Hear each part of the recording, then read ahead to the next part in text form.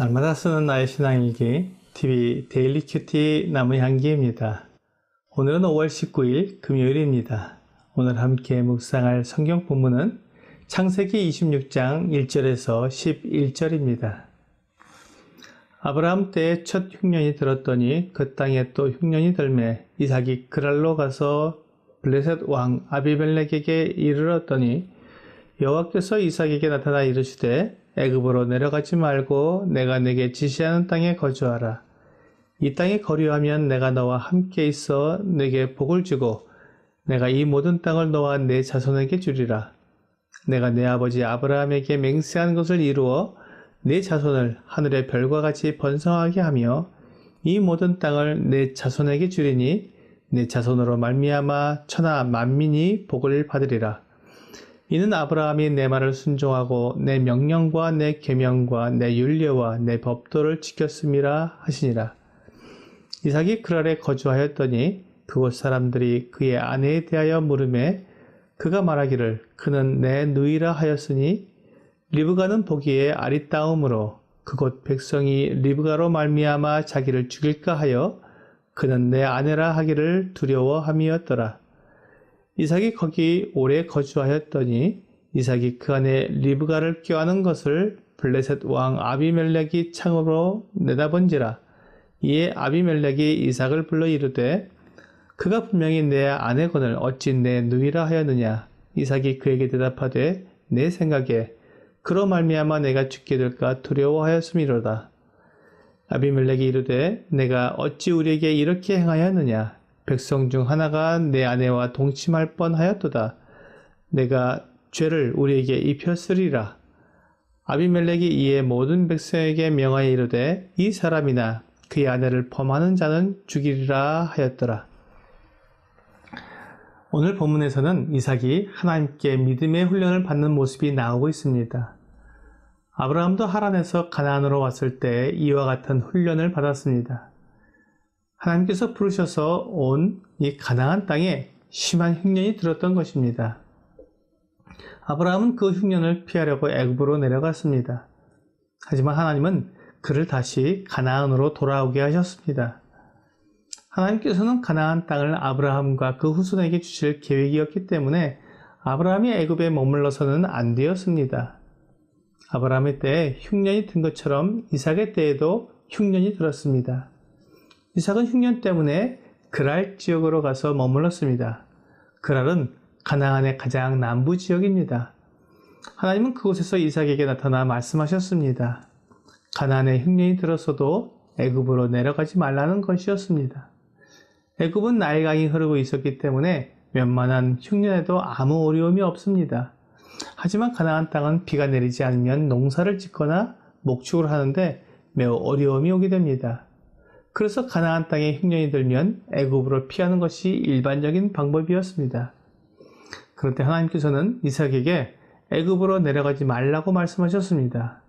그리고 그가 애굽으로 내려가지 않고 가나안 땅에 머물러 있으면 하나님께서 그와 함께 있으며 그에게 복을 주시겠다고 말씀하셨습니다.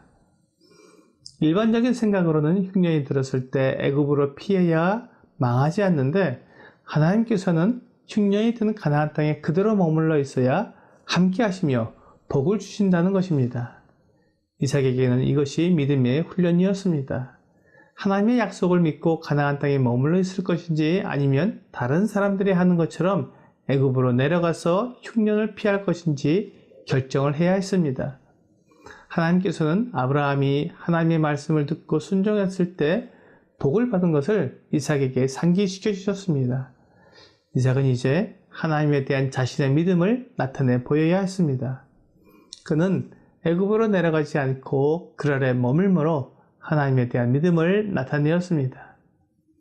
그런데 이삭은 그랄에 거주할 때 자기 아내 리브가를 자기의 누이라고 말했습니다. 그것은 그랄 사람들이 리브가를 빼앗기 위해 자신을 죽일지도 모른다는 두려움 때문이었습니다. 이 사건은 아브라함 때에도 있었습니다. 아브라함이 그랄에 머물 때 그 사람들이 하나님을 두려워하지 않았기 때문에 자기 아내 사라를 누이라고 말했습니다. 그랄 사람들은 아브라함 때나 이삭의 때나 하나님을 두려워하지 않았기 때문에 도덕적인 삶을 살지 않았던 것 같습니다.